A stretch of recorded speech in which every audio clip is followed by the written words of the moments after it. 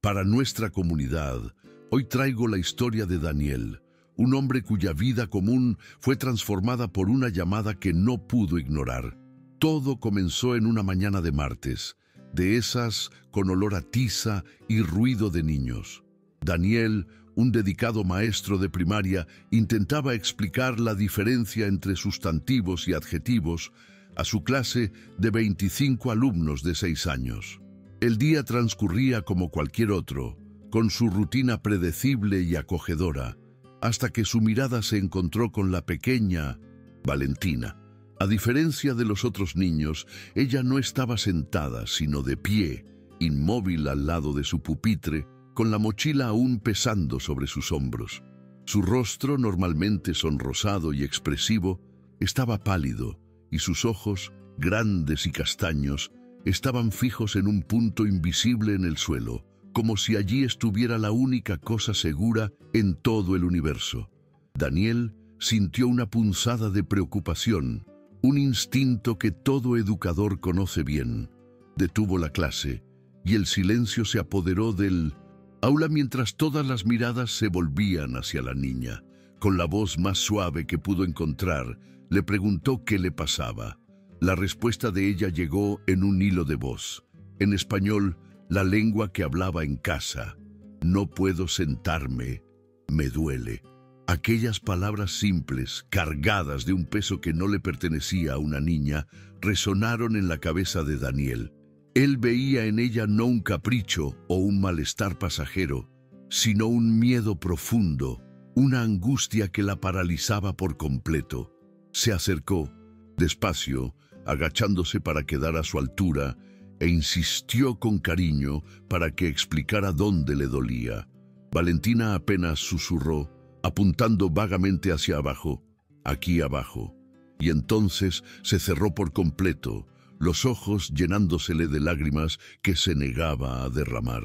Una revuelta subió desde el estómago de Daniel, una mezcla de rabia y pavor. Sabía, con una certeza que le helaba los huesos, que el dolor de Valentina no provenía de una caída en el parque o de una mala noche. Era un dolor silencioso, un dolor del alma que se manifestaba en el cuerpo. Llevó a la niña a la dirección, un ambiente que debería ser de seguridad. But, que pareció encogerse con la tensión. La directora, Carmen, una mujer de mediana edad que siempre valoraba la imagen impecable de la escuela, escuchó el relato de Daniel con una expresión de impaciencia contenida.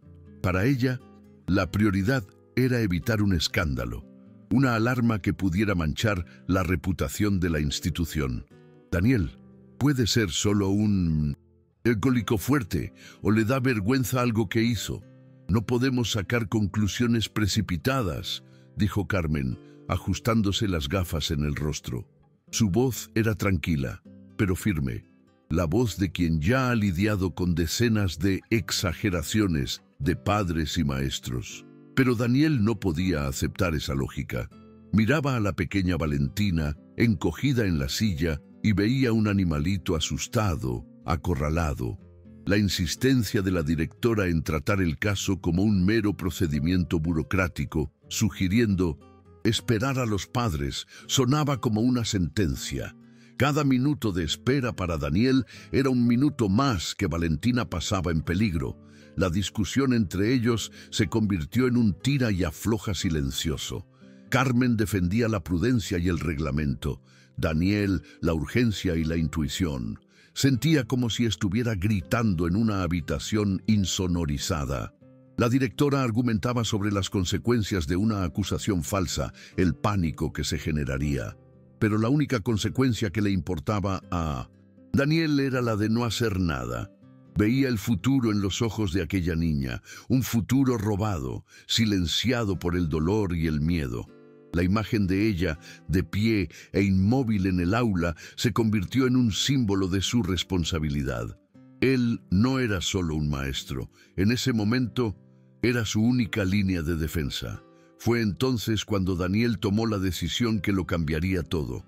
Con la mirada de Carmen quemándole la espalda y el llanto mudo de Valentina resonando en su mente, se levantó, caminó hasta el de unos centros teléfono sobre el escritorio de la directora y marcó el número de la policía. Cada número presionado era un acto de rebeldía contra el sistema, contra la indiferencia. Mi nombre es Daniel. Soy maestro en la escuela primaria central. Tengo una alumna aquí que no puede sentarse del dolor y tiene demasiado miedo para hablar. Necesito ayuda, dijo con la voz firme, a pesar de que el corazón se le había disparado. Sabía que, a partir de ese instante, ya no habría vuelta atrás. Había cruzado una línea, no solo profesional, sino personal. Esa actitud de Daniel, de romper el protocolo y seguir su instinto para proteger a una niña, es lo que define a un héroe de la vida real.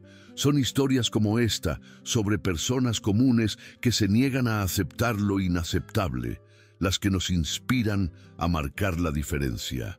Si tú también crees que el coraje de una sola persona puede cambiar el destino de otra, considera suscribirte aquí en el canal para no perderte ni un solo detalle de lo que está por venir en esta travesía emocionante y necesaria.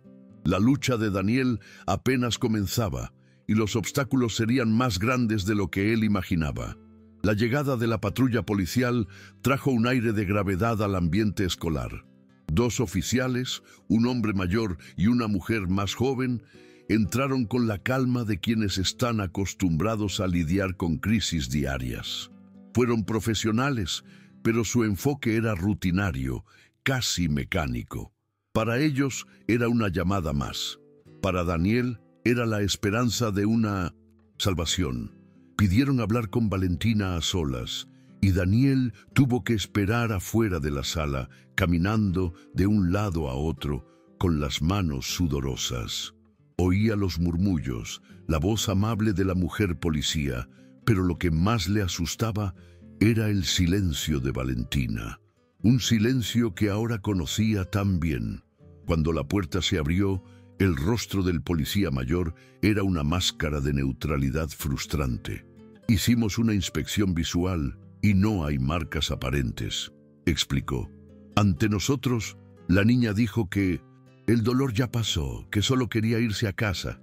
Valentina, de pie junto a la mujer policía, miraba a Daniel con un pavor que lo rompió por dentro.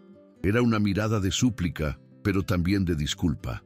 Lo había desmentido. El terror de enfrentar aquellos uniformes, de tener que verbalizar su terrible secreto, fue más fuerte. Se retractó, eligiendo el mal que ya conocía en lugar de lo desconocido que aquellos extraños representaban. Lamentablemente, sin evidencias concretas o un testimonio de ella, no podemos hacer nada por ahora. Vamos a registrar el incidente, pero nuestras manos están atadas, concluyó la oficial, con un tono de pesar protocolario. Esa frase fue como un puñetazo en el estómago de Daniel. La burocracia, con sus reglas y exigencias, acababa de convertirse en un muro infranqueable. Él insistió, argumentó que el miedo era la mayor evidencia, que su silencio gritaba, pero sus palabras eran solo eso, palabras. Para el sistema, no tenían el peso de un hematoma o de una confesión.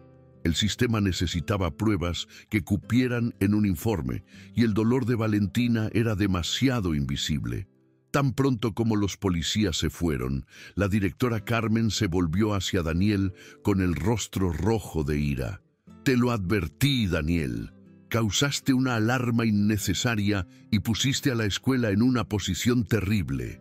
Las acusaciones de ella, sin embargo, apenas le afectaban.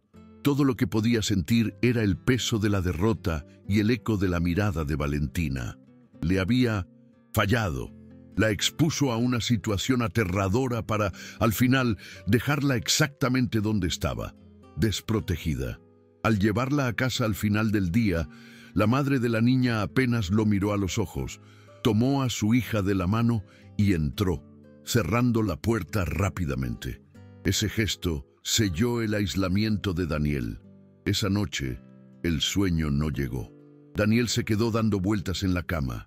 La imagen de la niña paralizada de miedo, repitiéndose en su mente como una tortura. Se sentía impotente, un soldado desarmado, en una guerra que apenas comenzaba. Fue en el silencio de la madrugada, mientras miraba el techo, que una profunda comprensión lo golpeó. Entendió que el miedo de Valentina no era un obstáculo, sino el camino mismo. Su silencio no era una retractación, era una petición de socorro codificada. Y fue entonces cuando se dio cuenta, con una claridad dolorosa, que a veces el silencio también duele, y duele mucho. No sabía cómo, pero tenía que encontrar una manera de traducir ese silencio. El día siguiente en la escuela fue pesado. Daniel sentía las miradas de otros colegas, la fría desaprobación de la directora Carmen flotando en el aire. Se había convertido en el maestro problemático. Pero nada de eso importaba cuando veía a Valentina entrar en el aula, aún más encogida en su propio mundo. Sabía que un enfoque directo estaba fuera de discusión. La experiencia con la policía lo había demostrado. Era necesario crear un puente, un lenguaje que ella se sintiera segura de usar. Y fue por eso que, después de la primera clase, anunció una actividad de dibujo libre. «Quiero que dibujen lo que está dentro de su corazón hoy», dijo, mirando discretamente en dirección a ella. Mientras los otros niños garabateaban casas, soles sonrientes y superhéroes, Valentina permaneció un largo rato quieta, solo mirando la hoja en blanco. Daniel la observaba por el rabillo del ojo, con el corazón encogido, temiendo que se negara. Pero entonces, lentamente, tomó un crayón negro. Con una fuerza sorprendente para manos tan pequeñas, dibujó una silla en el centro de la hoja. Solo una silla, vacía y aislada. Luego, tomó el lápiz rojo y comenzó a hacer manchas fuertes y agresivas alrededor de la silla, como si estuviera atacando el papel. No era un dibujo, era un grito silencioso, una confesión en forma de arte. Cuando Valentina, con la cabeza gacha, entregó su hoja, Daniel sintió un escalofrío recorrerle la espina dorsal. Ahí estaba, la prueba que el sistema tanto exigía, aunque no era del tipo que esperaban, era simbólica, pero su mensaje era brutalmente claro. La silla, el objeto que le causaba dolor, las manchas rojas, la violencia que la rodeaba. Tomó el papel con un cuidado casi reverencial, sintiendo el peso de esa imagen. Ya no era solo su intuición contra el mundo, ahora tenía un pedazo de papel que contenía toda la verdad. Miró a Valentina y por primera vez sintió una chispa de esperanza en medio de la desesperación. Daniel sabía que no podía guardarse aquello para sí mismo. Buscó a Leticia, la psicóloga de la escuela, una mujer de mirada atenta y habla mansa que siempre parecía ver más allá de las apariencias. Entró en su pequeña oficina, cerró la puerta y sin decir una palabra colocó el dibujo sobre el escritorio. Leticia lo analizó por un largo momento y la expresión en su rostro pasó de la curiosidad a una profunda y sombría seriedad. Levantó la vista hacia Daniel y dijo solo una frase que validó toda su angustia. «Esto es muy grave, Daniel. Hiciste lo correcto al buscarme». Por primera vez en días no se sentía completamente solo. Aquel pedazo de papel se convirtió en la primera arma de Daniel en esta batalla. Es increíble cómo, a veces, la verdad encuentra una manera de manifestarse, incluso en el silencio más absoluto, buscando una grieta para respirar. Si tú, que sigues esta historia, estás esperando que esta pequeña prueba sea suficiente para cambiar las tornas y darle voz a Valentina, únete a nuestra comunidad suscribiéndote al canal.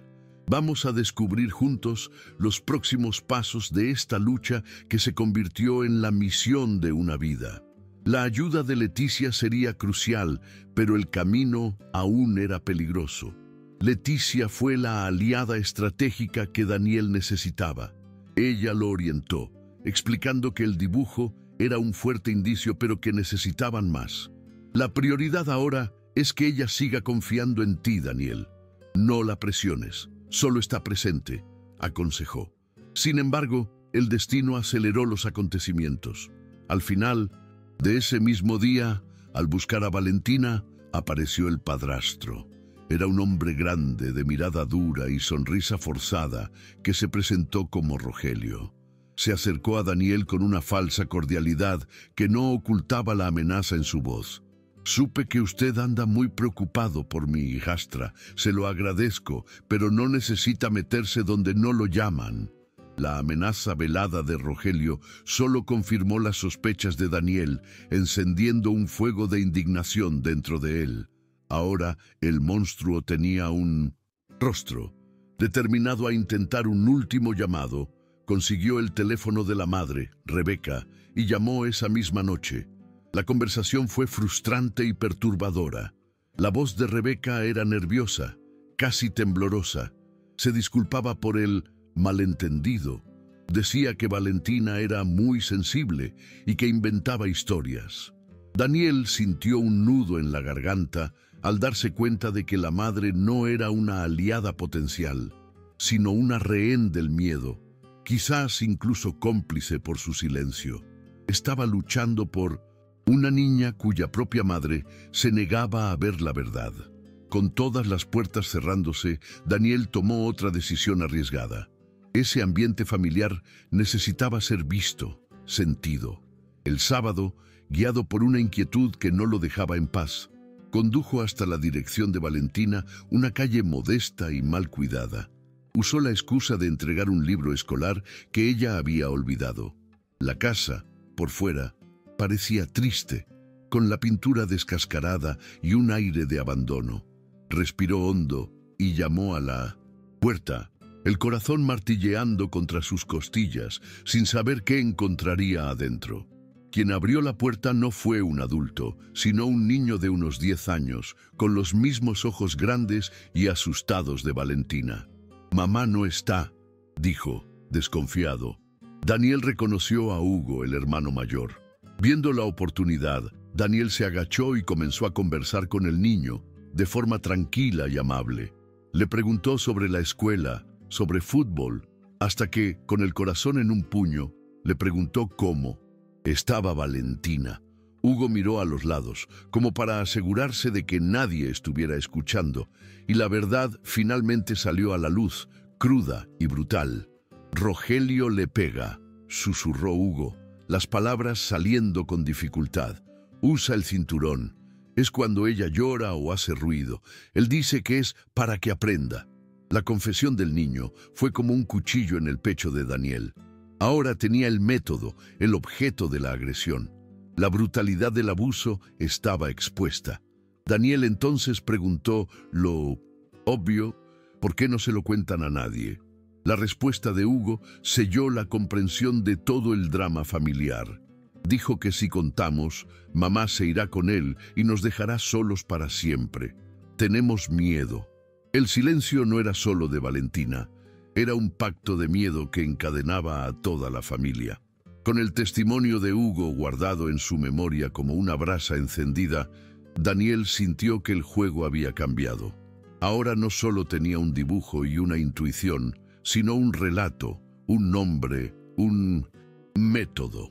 El lunes fue directamente a los servicios de protección a la infancia, sintiéndose, por primera vez, como alguien que tenía un caso sólido. Ya no era solo un maestro preocupado, era un testigo con información crucial.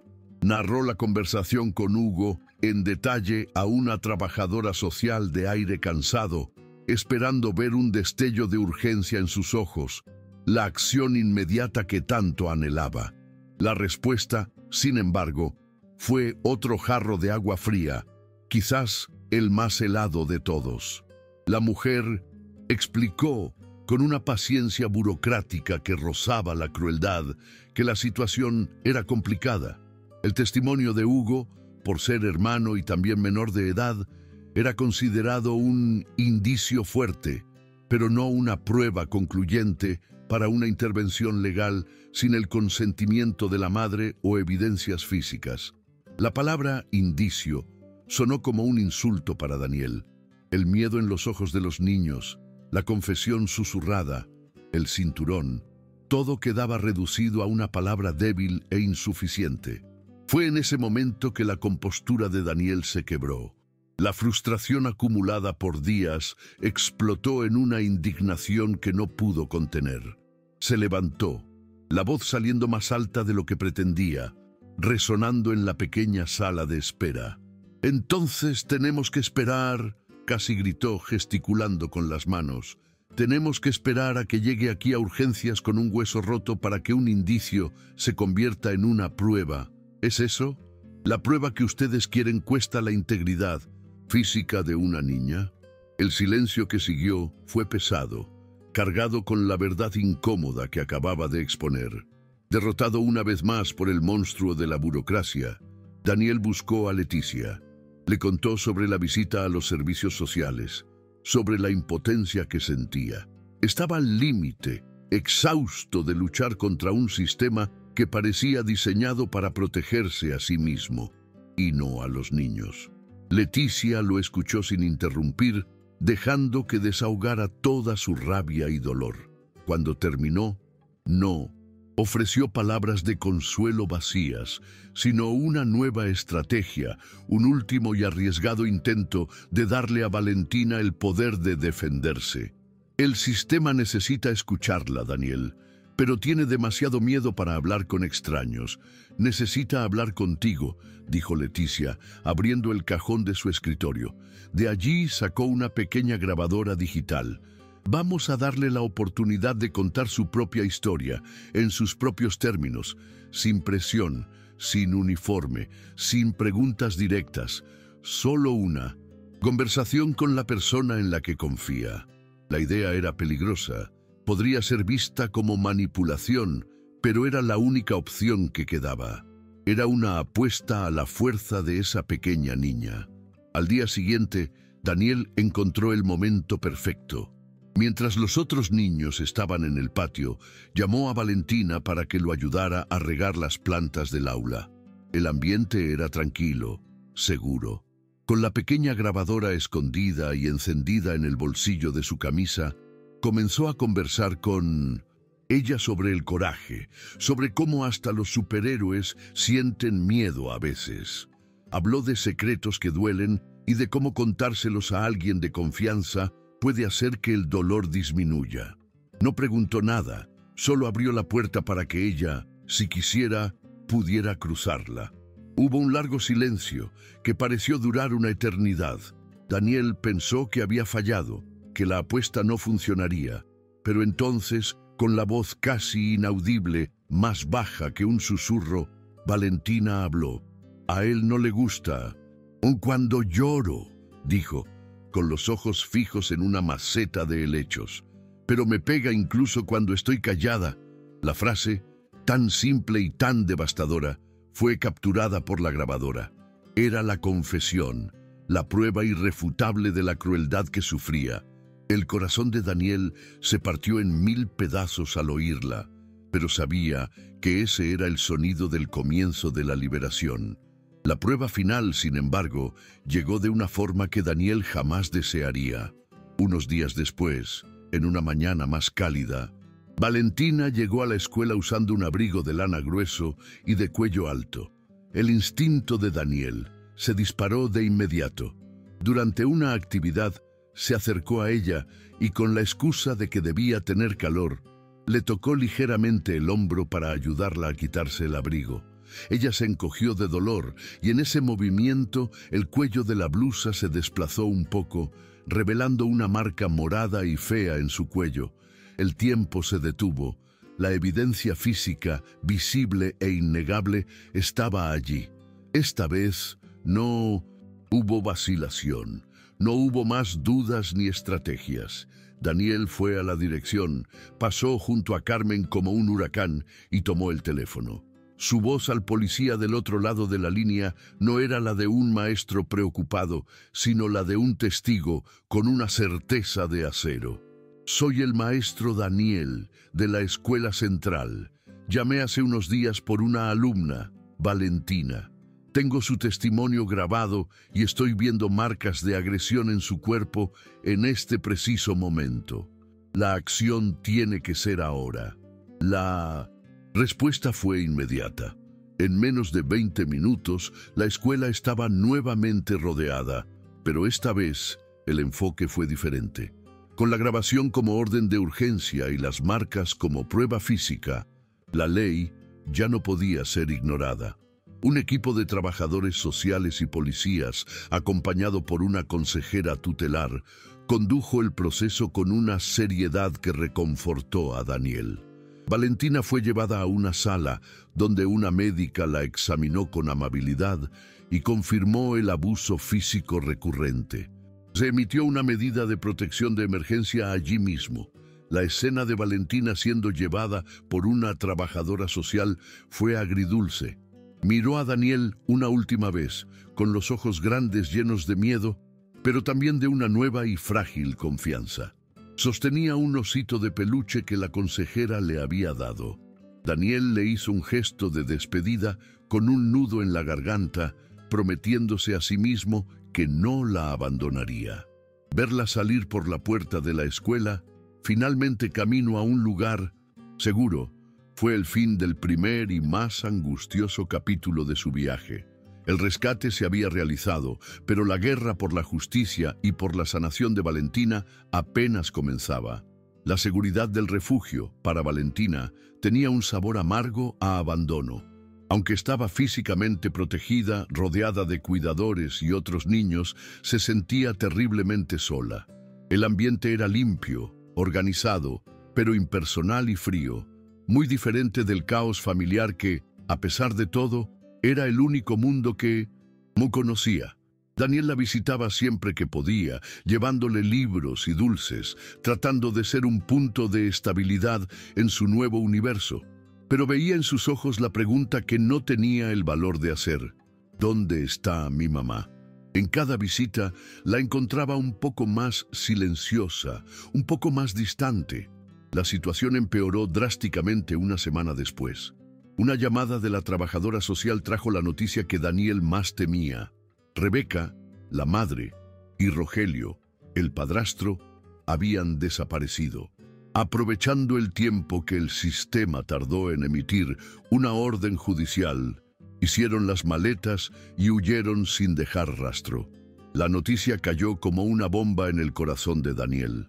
El monstruo no solo estaba suelto, sino que se había llevado consigo a la única persona que podría, algún día, ayudar en la curación de Valentina. Para la niña, la confirmación de que su madre había huido con su agresor fue la traición final, el sello de su sentimiento de abandono.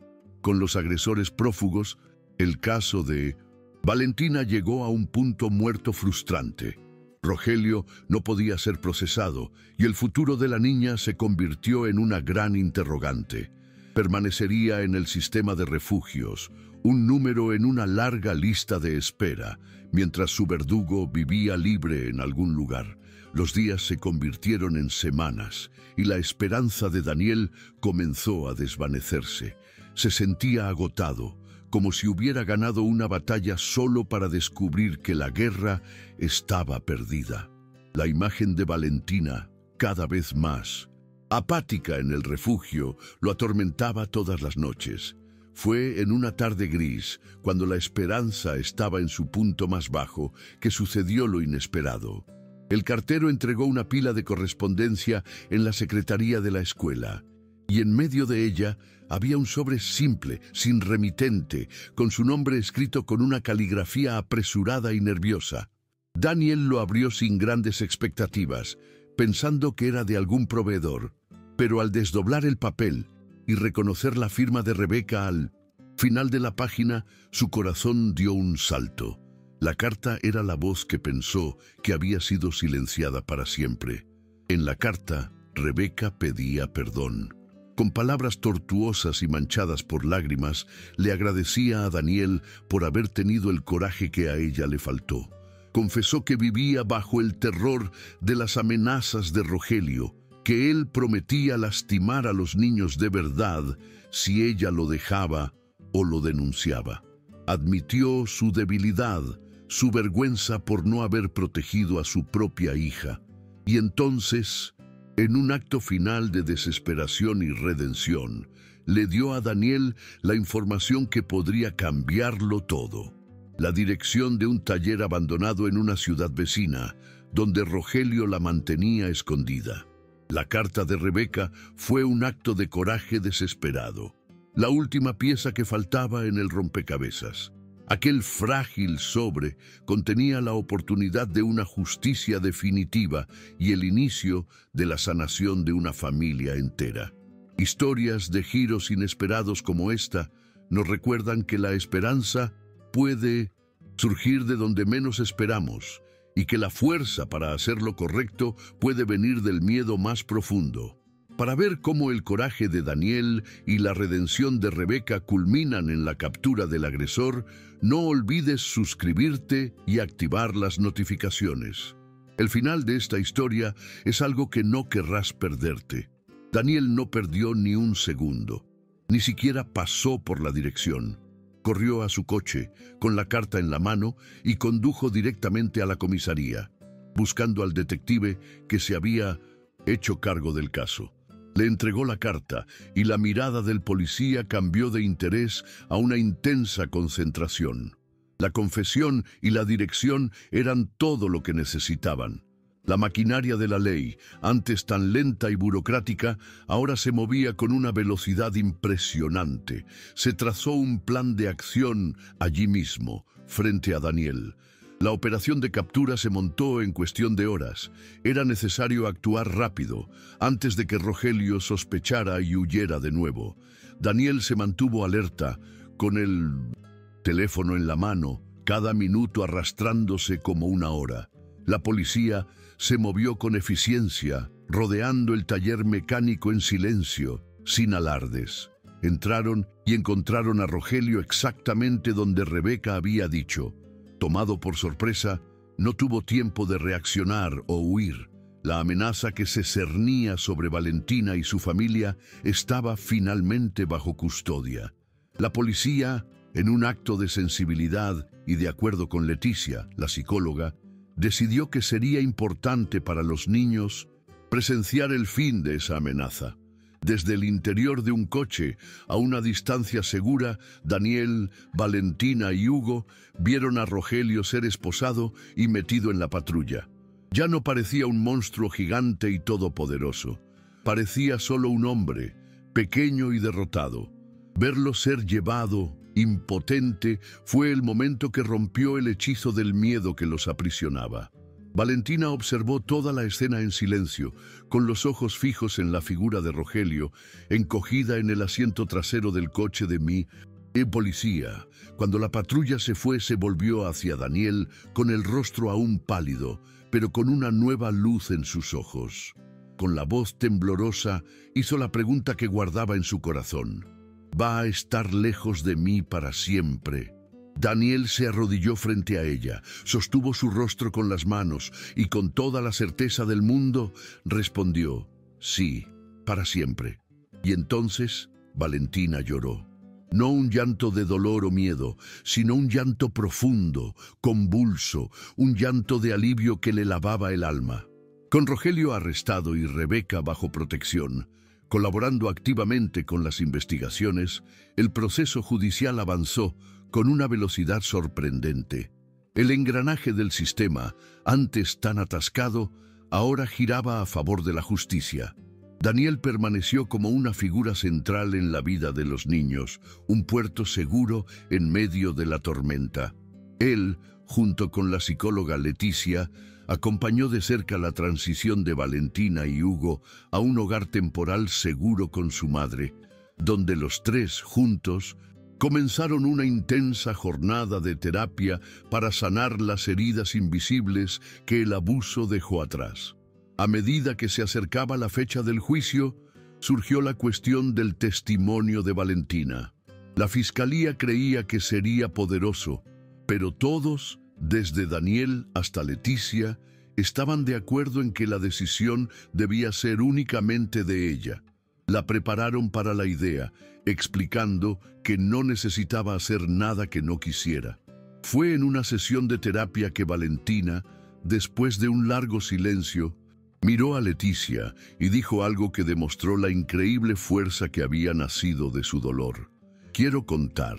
Si yo cuento, otras niñas también estarán protegidas. Esa frase marcó la transformación definitiva de Valentina. Ya no era la niña que se escondía detrás del silencio. Había encontrado su voz y quería usarla como un escudo para otras. De víctima pasiva, se convertía en una agente activa en su propia historia de justicia. Su decisión llenó a Daniel de un orgullo tan profundo que sus ojos se llenaron de lágrimas. Veía allí no a una niña de 6 años, sino a una gigante, una sobreviviente que estaba transformando su trauma en un acto de valentía para el mundo. El sistema judicial, sensibilizado por la historia y la edad de Valentina, hizo todo lo posible para garantizar que su testimonio fuera lo menos traumático posible. Se decidió que hablaría en una sala especial, adaptada para niños, conectada al tribunal principal por video. No tendría que ver a Rogelio, solo la jueza, los abogados esenciales y una persona de apoyo que ella inmediatamente eligió que fuera Daniel, estarían presentes con ella. Todo el aparato de la ley se doblegó para proteger la dignidad de su testigo más importante. El día del juicio, el aire en el juzgado era pesado. Valentina llegó de la mano de su madre por un lado y de Daniel por el otro. Estaba callada, pero ya no asustada. Había una determinación en su pequeño rostro. Al entrar en la sala especial, apretó la mano de Daniel con fuerza, respiró hondo y se sentó en la silla designada. Miró a la cámara que la conectaba a la sala del juicio y esperó, lista para finalmente romper el silencio en sus propios términos. Y entonces habló. Con una voz infantil, pero sorprendentemente clara, lo contó todo. Habló del dolor al sentarse, del cinturón, del miedo a llorar, del terror de quedarse quieta. Narró los hechos con una simplicidad y honestidad que eran 1000 veces más poderosas y condenatorias que cualquier retórica legal. En ese momento, en la frialdad de un proceso judicial, la verdad de una niña se convirtió en el arma más poderosa, desarmando todas las negaciones y mentiras. El impacto de su testimonio fue abrumador. El jurado no tardó en llegar a un veredicto. Rogelio fue declarado culpable de todos los cargos. La sentencia de la jueza fue severa, una larga pena de prisión, garantizando que se mantuviera lejos de la sociedad y principalmente de Valentina por muchos, muchos años. Además de la prisión, se emitió una orden de restricción permanente e irreductible. La justicia, por la que Daniel tanto luchó, había sido finalmente y completamente servida. Antes de cerrar la sesión, la jueza hizo algo inusual. Pidió dirigirse directamente a Valentina a través de la cámara. Con la voz embargada de emoción, miró a la niña y dijo: «Valentina, lo que hiciste hoy fue el acto más valiente que esta corte ha presenciado. Nadie, a partir de hoy, te quitará nada más. Tu voz ha sido escuchada y lo ha cambiado todo. Ahora estás a salvo». Aquellas palabras fueron el reconocimiento final, la validación de que su dolor importaba y de que su fuerza había vencido. Pasaron los meses. La vida, poco a poco, encontró un nuevo y más amable ritmo. Rebeca, con apoyo continuo, consiguió un empleo y un pequeño apartamento, creando un hogar seguro y amoroso para sus hijos por primera vez. En una mañana de primavera, Valentina regresó a la escuela de Daniel. Los otros niños la recibieron con abrazos. Caminó con una confianza tranquila por el aula, pasando junto a sus compañeros, y fue directamente a su pupitre, el mismo pupitre donde todo comenzó. Daniel observaba la escena, el corazón desbordado de emoción, apenas pudiendo respirar. La vio mirar el objeto que un día fue la fuente de su trauma, la silla. Sin dudar, sin pedir ayuda, la jaló con sus propias manos, arrastrándola un poco hacia un lado. Luego, con una calma que parecía sagrada, se sentó, sola, recta, sin dolor. Levantó el rostro, miró directamente a Daniel a través del aula y una sonrisa genuina, la primera que él veía en mucho tiempo, iluminó su rostro. Y con la voz clara y feliz dijo: «Hoy ya no duele».